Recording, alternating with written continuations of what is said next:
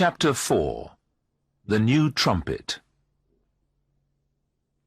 I was really excited when Tibor came to Warsaw, Małgosia told me as I put on the kettle to make her a coffee. I went to meet him at the airport. I had told my family all about him. They were a bit suspicious because he was the first man I had talked about like that, but they were interested to meet him. I gave Małgosia a cup of coffee. She had dried her hair and changed into some fresh clothes. She looked thinner and whiter than I remembered. "So what was the problem?" I asked. "You met him at the airport. It must have been fantastic." Małgosia was so involved in her own thoughts that I don't think she heard the note of bitterness in my voice. "Oh, it was fine at first," she replied. "He was so pleased to see me, and I was ecstatic. He came out of those sliding doors with a big grin on his face, and we threw our arms around each other, and "It sounds great," I said. I really didn't want to hear the details of this happy romance, after all. Well, it was. I drove him back to my parents' house, and everything was absolutely fine. Even my grandparents got on with him, although he doesn't speak any Polish. But he speaks a bit of Russian, so they managed to communicate in a limited way, and I think they liked him at first. We had a lovely few days in Warsaw, and then I took him to see Krakow, one of our most beautiful cities, and we travelled around the country. My sister came with us too. It was a very happy time. When we got back to Warsaw, everything still seemed to be going well. Tibor and my father were soon very friendly with each other. But when my father asked him about his plans, he said he was bored with music. He just wanted to be incredibly rich and live in the sun. "I have a dream of great wealth," he said, "and nothing to do except spend it." "That's some dream," my father said. He had been in prison under the old political system because he was a member of a banned trade union. Now he works in a hotel. His life hasn't been nearly as exciting as he had planned. Well, not so far, anyway. Małgosia stopped talking and slowly drank her coffee. "One night I had to go out," Małgosia started again after a few minutes, "to my friend Irena's. She was going to get married the next day, so all of her girlfriends, we had organized a party for her. We had a wonderful time. We laughed a lot, and I'm afraid to say we drank quite a lot too. So at the end of the party I stayed at Irena's house. I rang my father to say I wasn't coming home. He said that Tibor and my sister had gone out for a drink. I was pleased they were getting on so well. You always want your family to like your boyfriend, don't you? Anyway, I woke up very early, and because Irena was sleeping soundly, I left the house without disturbing her. I caught an early morning tram. When I got home, I let myself in quietly. I wasn't feeling very good, as you can imagine. I hung my coat on its hook. I kicked off my shoes. I made a cup of coffee. I didn't want to wake anyone. But in the end I realized that I was feeling so bad that I would have to go back to bed. So I went into the room I shared with my sister. Małgosia paused, frowned, and then continued. And my sister Anya was there, of course, fast asleep. So was Tibor, next to her, in her bed. For a moment I didn't recognize him, or perhaps I didn't want to recognize him. That's nice, I thought. She's got a boyfriend. And then it hit me, and I dropped the cup of coffee I was carrying. It made a terrible noise, and coffee went everywhere. Tibor woke up at that point.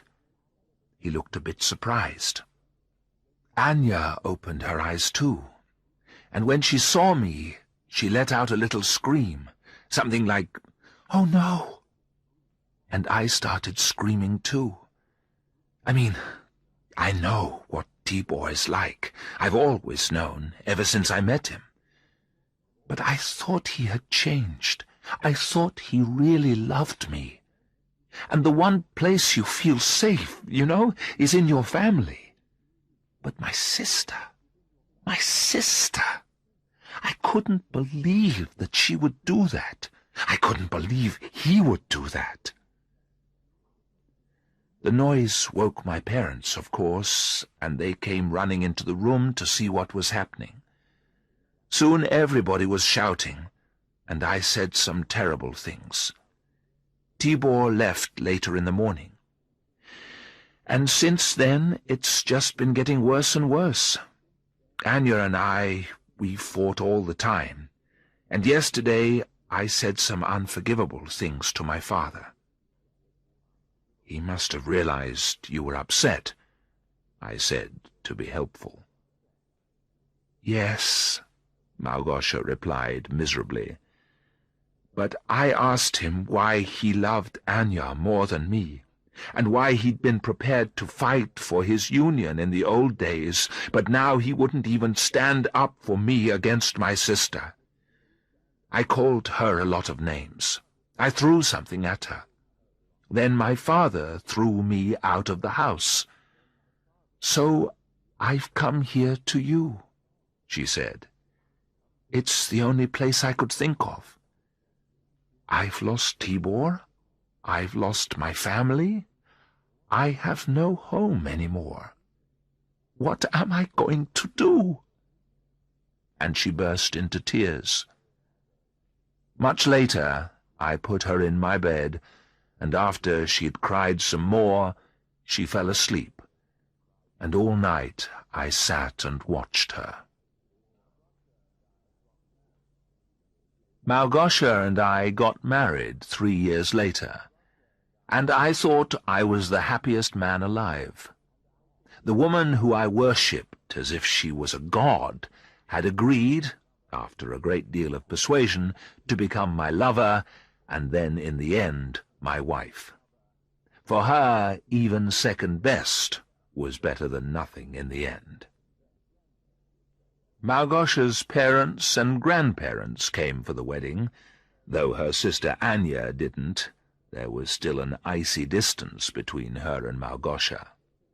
My parents were on their best behavior too.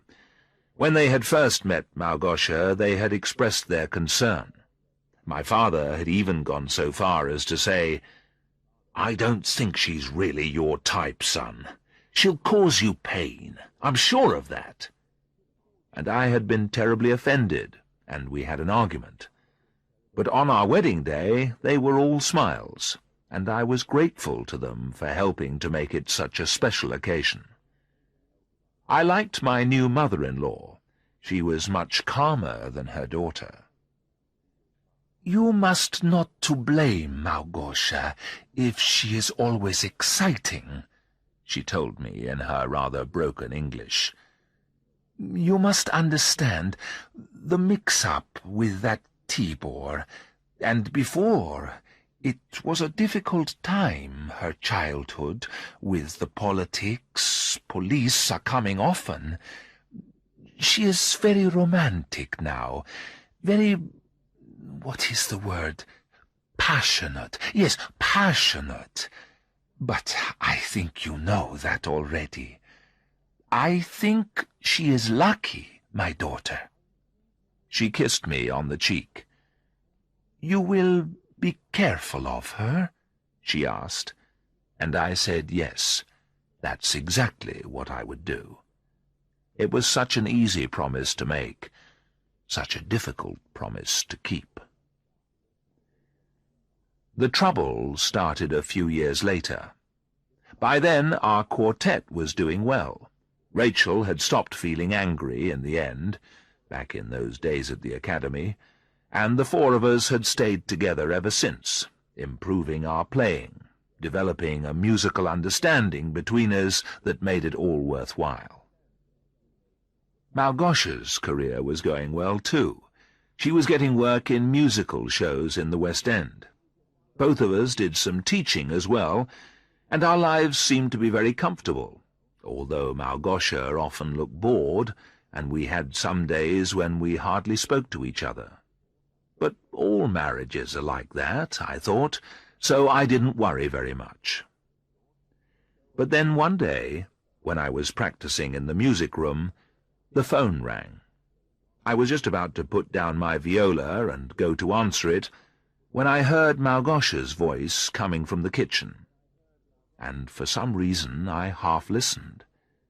I couldn't hear what my wife was saying, of course, but it was a long conversation, and sometimes she was silent, but sometimes she talked urgently in a low voice.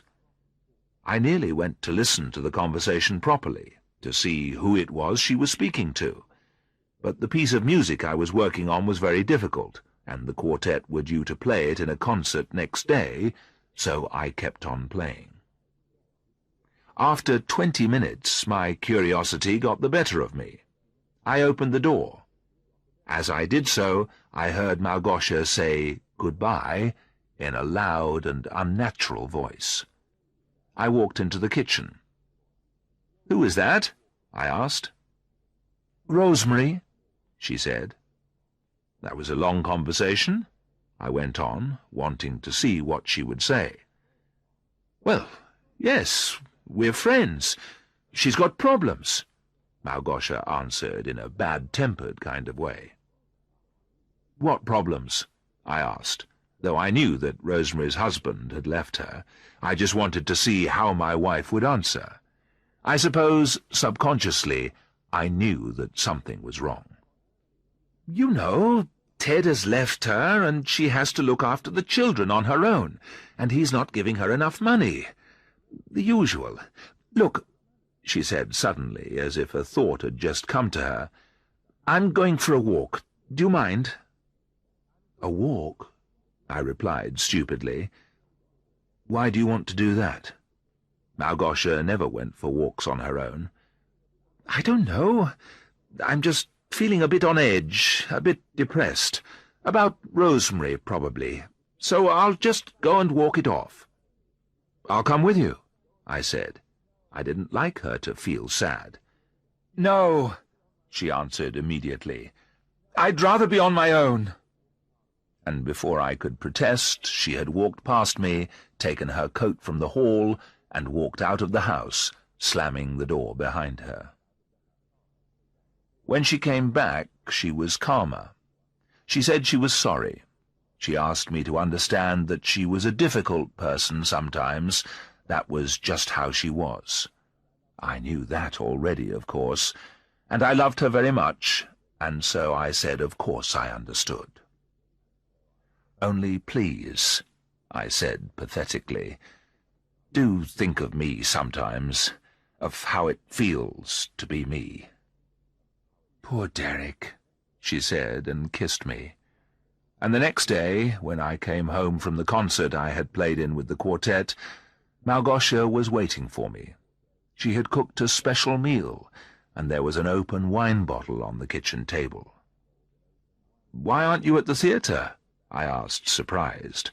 She was playing in the band for the Phantom of the Opera at that time. "I have taken a few days off," she said sweetly. "Come on, Derek, darling, sit down and have a glass of wine." "You're not working there for a few days?" I asked. "Why not?" "Because I need some time to myself. I need to be alone to think about some things." "What do you mean, I need to be alone? How are you going to be alone?" I asked her. "Well, I wasn't going to say this straight away." She sat with her back to me and spoke in a soft, nervous voice. "But now that we're talking about it, well, I'm going to go away for a few days, if that's all right." I didn't say anything. This was typical of Małgosia. Sudden decisions, surprises, always doing things for herself. It's what I loved about her. It's what caused me pain. Look, Derek, I'm sorry. I know you think I'm selfish. I know I cause you trouble sometimes. But I couldn't live without you, you know that. I know, I answered, believing her. I always believed her. But what's all this about going away? Just for a few days, that's all. I just want to disappear, be by myself, have time to think. But what about? I asked again. What do you need to think about? Life.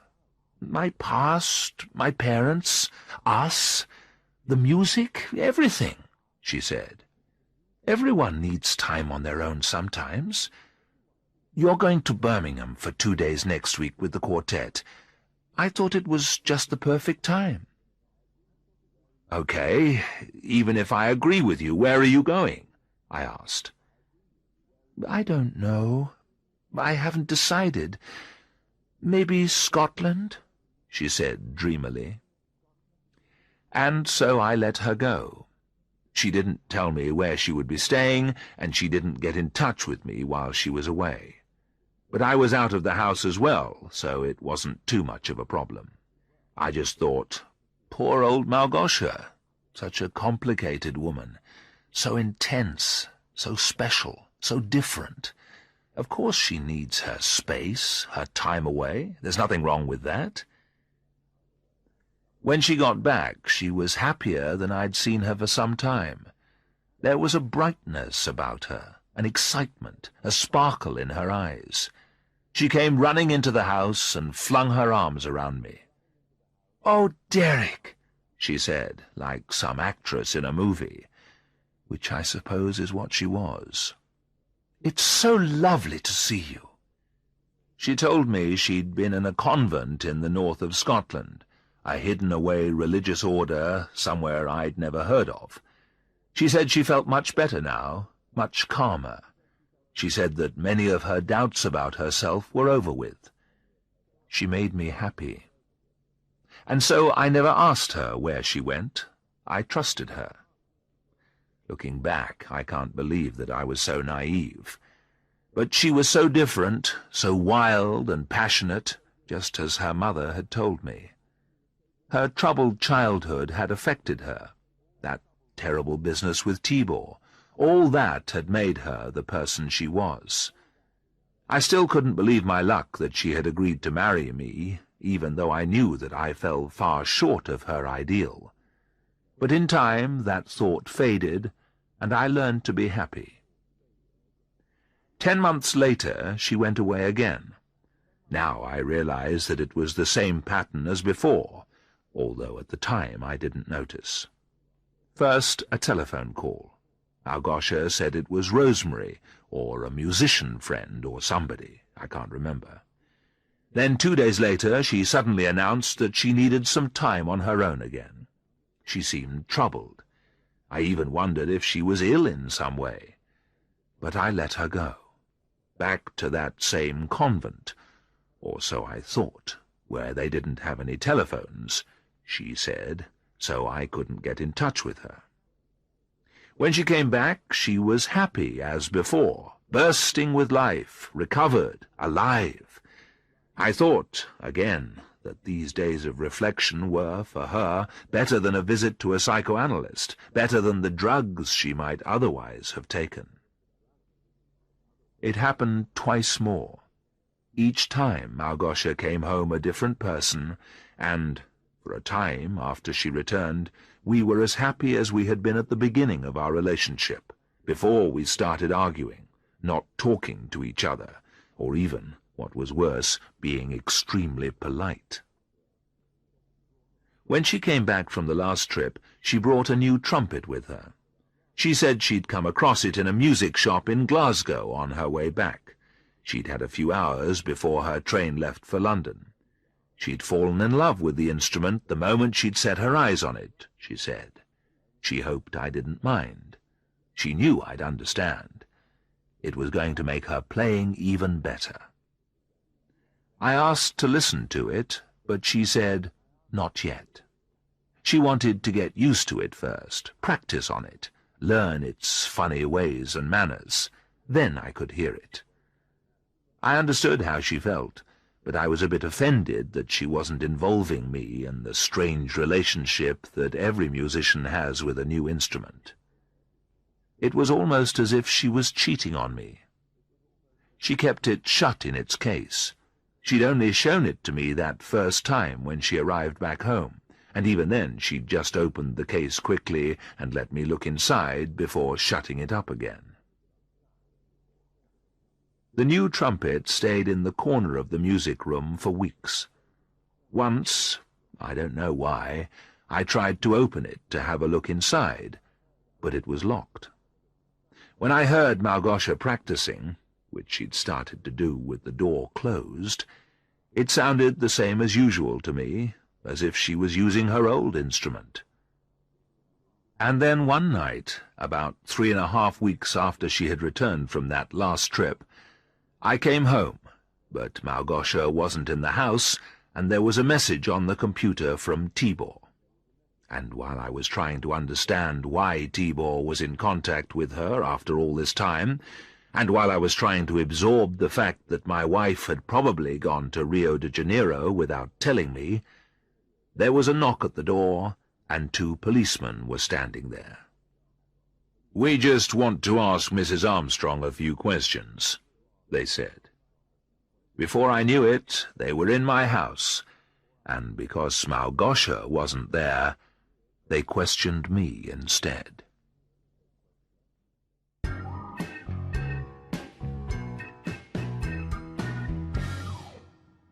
Chapter 5. Deciding on Priorities. "Have you ever been to Scotland, sir?" asked one of the policemen, a middle-aged man who obviously ate and drank more than was good for him. "Scotland," I said stupidly. As I think I've already said, I wasn't thinking very clearly. "Yes, sir," the man said. "It's that place just north of England. Have you heard of it?" "Oh, very funny," I replied. How could he be so sarcastic at a time like this?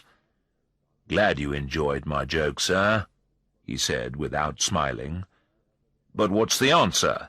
Have you ever been to Scotland?" "Yes, of course," I replied. "With my family when I was a child, and I've played in the Edinburgh Festival with my quartet about 3 times. Yes, 3 times. We had our first great success there. The Edinburgh Festival is one of Europe's great artistic events." "When was that, sir? When did you play in the Edinburgh Festival?" "The last time," I said, "about 2 years ago." "So you haven't been to Scotland for 2 years," said the other policeman, a younger man with very short hair and a nasty look in his eyes. "That's right, officer. I've just had this crazy idea," I said, and then I added, "If you listen to what I say, you won't have to ask me questions more than once. What do you think of that?" "Let's get one thing straight," the short-haired one said. "You can help us, or you can be difficult. If you want to be difficult, that's your decision, of course, but we can make your life very uncomfortable. Now, for example, we can have this conversation here, in the comfort of your own home, or better still, we can take you down to the police station and question you there. What do you think of that?" "I'm sure that won't be necessary," said the fat policeman. He was obviously the nice one in the pair. "I'm sure Mr. Armstrong will help us in any way he can. Won't you, sir?" "I suppose so," I heard myself saying. I just wanted them to go so I could try and decide what to do, though I already had a pretty good idea. "Good. That's better. Now then, sir," the short-haired one went on. "You say you haven't been to Scotland for 2 years. What about your wife?" "Well, yes, she's been a few times. She came up to the festival to hear us play the first time we were there," I said, remembering how happy we had all been. "But it's difficult for her to get away from her own work sometimes, so she didn't come with us on the other 2 occasions we played there." "Yes, it must be difficult for her, getting away," said the unpleasant policeman, with a nasty tone in his voice. "And that's the only time your wife went to Scotland?" the first policeman asked. "Yes," I started, and then I suddenly remembered. "I mean, no, she's been there a few times, on her own, to get away. You know, to get some personal space. We all need it sometimes, don't we?" I stopped. They were both looking at me strangely. "And when she's been on her own," the short-haired one said, "where has she been exactly?" I thought I heard excitement in his voice. "She goes to a convent," I replied. "A religious order. It's a very private place." "I see, sir," said the first policeman. "And where would that be, the convent?" "I don't know," I said. It suddenly sounded silly, even to me. "I'm sorry, sir," said the nasty one. "What did you say?" "Look," I protested, "I know it probably sounds strange, but Małgosia, my wife, well, she's quite a nervous person, so she goes off for a bit of peace and quiet, you know. It's perfectly okay. I trust her completely, you see. She doesn't have to give me the address or anything. I mean, why should she, if she wants to get away from it all?" "Do you know of someone called—" The overweight policeman glanced down at his notebook. "Tibor Arkady?" Tibor. The shadow in my relationship ever since we'd met, ever since Małgosia had turned up at my door at the beginning of my 2nd year at college, her hair wet from the rain, her heart broken by the man who'd fooled around with her sister. "Well, yes," I replied, trying to stop my voice trembling. "He was a student with us." "And where might that have been?" asked the fat policeman. "At the Royal Academy of Music," I answered automatically. "And have you seen him since then?" the short-haired one said. No, I haven't," I replied truthfully. "What about your wife?" he went on. "Has she seen him?" I hesitated. 2 hours ago I would have said, no, of course not. But that was 2 hours ago. Since then I'd seen the email. But then again, Małgosia was my wife, and if she hadn't told me about Tibor, I was sure she wouldn't want me to tell the police. "Well, sir," asked the friendly one, "has she seen him?" No, I'm sure she hasn't," I replied. "Well, sir, that's about all then," said the nasty one suddenly. "I don't think we need to bother you any more." He got up as if to go. "Excuse me," I said. "Can you tell me what this is all about?" "We'll let you know as soon as we have anything to tell you," he said. "Oh, by the way, where is she, your wife?" "She's not here. She's gone away." "And where would that be?" said the larger man. "Not to Scotland, I expect." "No," I said. "She hasn't gone to Scotland." "Did she bring anything back from Scotland ever?" said the younger policeman. "Anything special?" The older policeman looked as if he was annoyed at the younger man's interruption. "No," I said miserably, remembering how she never even brought me back a bottle of Scotch whisky or a tin of shortbread biscuits. But then it suddenly dawned on me. The new trumpet! Oh, no. I was beginning to piece things together, and although I wasn't anywhere near the truth yet, I wasn't completely wrong either. "Yes, sir," the policeman went on. He must have seen the look on my face. I never had a chance to answer. Suddenly the fat policeman's radio started making noises, and when he pressed a button on his chest, I heard something like, "Code 94, Code 94, and an address repeated over and over again. "Sorry, sir, but we have an emergency. We have to go," said the short-haired one. "We'll see ourselves out." "Code 94, policeman in trouble," the older one said. "You drop what you're doing when you get a Code 94. They both ran from the room. At the door, the older one said, "We'll be back, sir, tomorrow, to continue our interesting conversation. Don't go anywhere, will you?" "All right," I said, and closed the door behind them. Then I ran into the music room. There must be something special about the new trumpet Małgosia had bought. Even if the case was locked, I was determined to find out.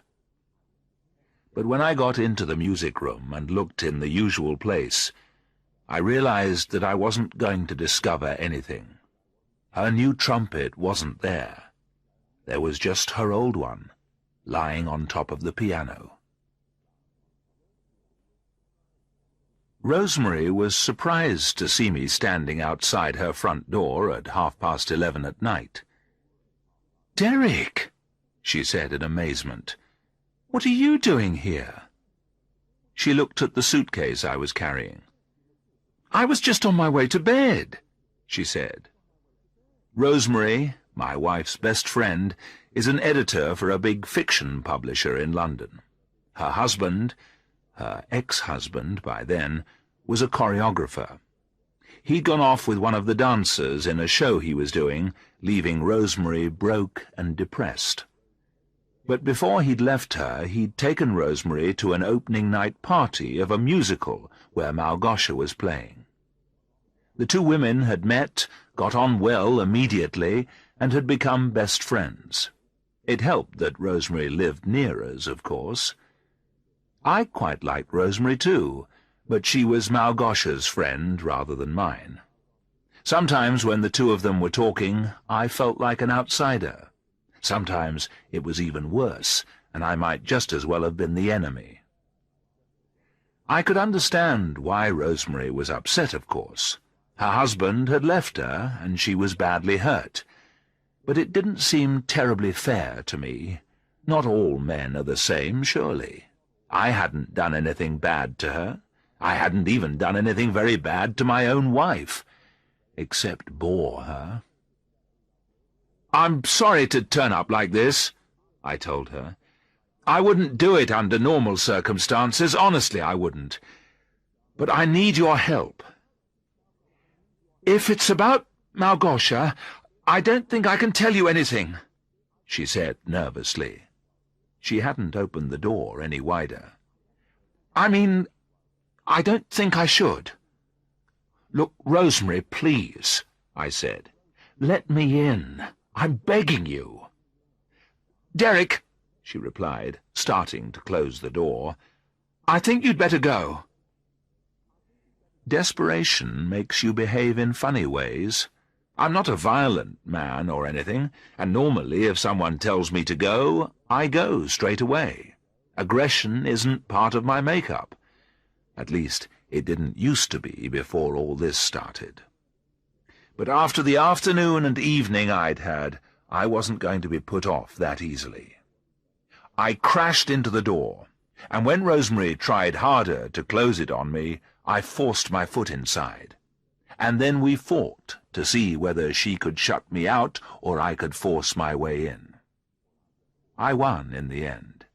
I'm stronger than she is, and I was more determined.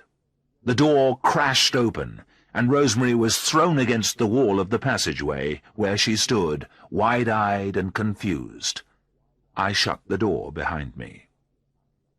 "Did you know about this?" I asked her without any introduction. "Did I know about what?" she replied. She was hardly whispering. She must have thought I was about to attack her or something. "Oh, come on!" I had started shouting, even though I didn't mean to. "Did you know about Tibor? What has she told you?" "Please, Derek." Rosemary said, edging away from me.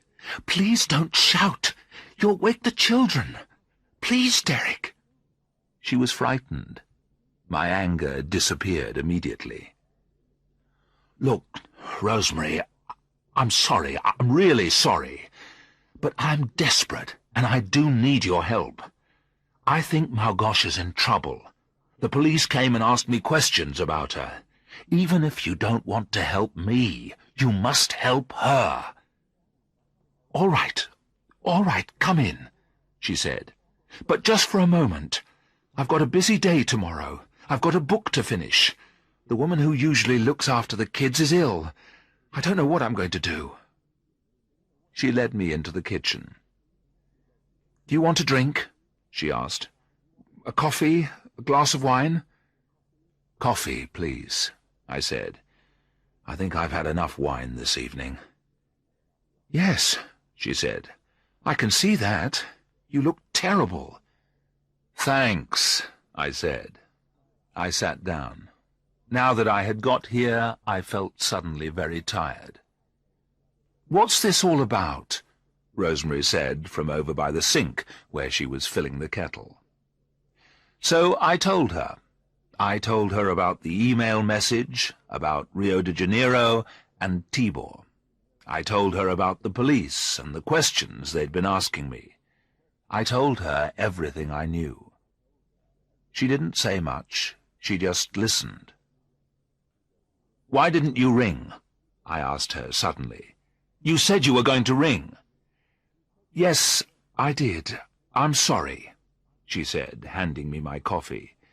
"But I didn't know what to tell you. I didn't know what I could tell you. It's not really my business, you see, what Małgosia does, what you do. Anyway, I couldn't betray a friend." "Rosemary," I told her, "you, above all people, should know what it's like when your husband or your wife starts behaving strangely. Don't you think I have a right to know?" "Małgosia's my friend," she replied simply. "So what was she doing in Scotland? Do you know that?" "Not exactly, no," Rosemary said. She was speaking quietly now, sympathetically. "I do know she met someone up there, and that it made her very happy. I'm sorry, Derek," she said. She must have seen my face. "But I don't know who it was. Perhaps it was this Tibor." "And you approved of that?" I asked. "Of course not. It's not my style. I told Małgosia so, too. But she said she couldn't help it. She said it was like an illness, an addiction, a need she couldn't control. But just lately she started talking differently." "How do you mean?" I asked, feeling suddenly frightened. "She was really thoughtful about something. She wouldn't say what. She just said that something was going to happen, that she was going to have to do something, and that she might have to leave. She said that she didn't know if it was the right thing to do or not, but she wouldn't give me any details. What could I say? I thought she was just being silly. I told her to make a decision. She should either choose you or whoever the other person was. Then she wouldn't have anything to worry about. And she said that might have been possible once, but that now things were much more complicated. I thought then that she was being asked to do something she didn't really want to. Something like that." "You're going to follow her, aren't you?" Rosemary said a little later, because it was obvious. "Yes," I replied, "of course. What else can I do? But the police will be back, and if Małgosia really is in trouble, they'll keep me here to ask me more questions. That's why I came to you. They won't look for me here. I need to stay the night. Is that all right? I'll be gone tomorrow." "Poor old Derek," Rosemary said. "Yes, it's all right. I hope you find her. I hope she's all right." I didn't sleep much that night on Rosemary's sofa, and when I did finally manage to sink into unconsciousness, it seemed only a few minutes before I woke to find Rosemary's 2 small children looking at me curiously. I crawled out of the sleeping bag she had lent me and climbed into my clothes. I found Rosemary in the kitchen, pouring cornflakes into the children's bowls. "There's coffee in the pot," she said. I drank a black coffee, no sugar. Then I told her I would be going in a couple of hours. "Which airport?" she asked. "What flight are you taking?" "I don't think I'm going to tell you," I replied, looking up from my cup. "If the police come here, I'd much rather you didn't know anything." I left at 9:45. Rosemary came to the door. "Derek," she said, standing on the front doorstep, her expression much warmer than it had been the night before. "I hope you find what you want." "So do I told her. "And Derek," she said, "I know you think I don't like you, but I do, really. It's just that, well, I thought Małgosia was my friend. Will you forgive me?" "There's nothing to forgive," I said. "Dear Derek," she said softly, and kissed me on the cheek before going back into the house and closing the door behind her. When I left Rosemary's house, I went straight to the quartet's practice room. Only Rachel had arrived. "Hello, Dee," she said. She'd been calling me that for some time now. "Why have you got your suitcase with you? Where's the viola?" "I can't do it," I said. "I can't do this practice. Not today, or this week. I don't know for how long. For some time." I felt really bad about this. I knew I was letting my friends down. "What? What are you saying?" Rachel asked. "I'm afraid I've got to go away for a bit," I repeated. "There's something I've got to do." "What?" she said. A look of anger was beginning to appear on her face. "What have you got to do?" "I can't explain," I replied. "It's personal." "It's personal?" she exploded. "What on earth does that mean? What about the quartet? That's personal. Well, it is to me, anyway. What are we going to do if you just disappear? Where are you going, anyway?" "Brazil." "Brazil? Whereabouts?" "Rio de Janeiro, I think," I said unhappily. "Derek," Rachel said, her voice softening. "Derek, what's the matter? Something's wrong, isn't it? Something's terribly wrong." "I wish I could tell you," I said to her. And I really did. Rachel was probably my best friend.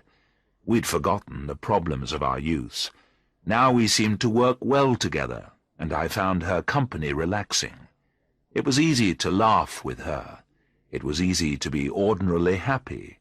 It was a joy to see her smile. Carl walked into the practice room. "Hello," he said. "Everything okay?" Then he looked from one to the other of us and saw that everything was not all right at all. When I told him I was going away for a bit, he didn't say anything for a moment.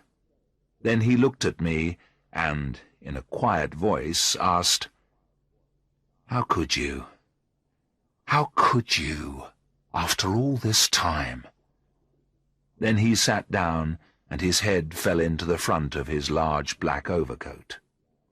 Matt, on the other hand, was absolutely furious.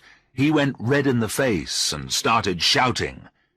"How can you do this to us?" he yelled. "We're all in this together. We're a team, a family.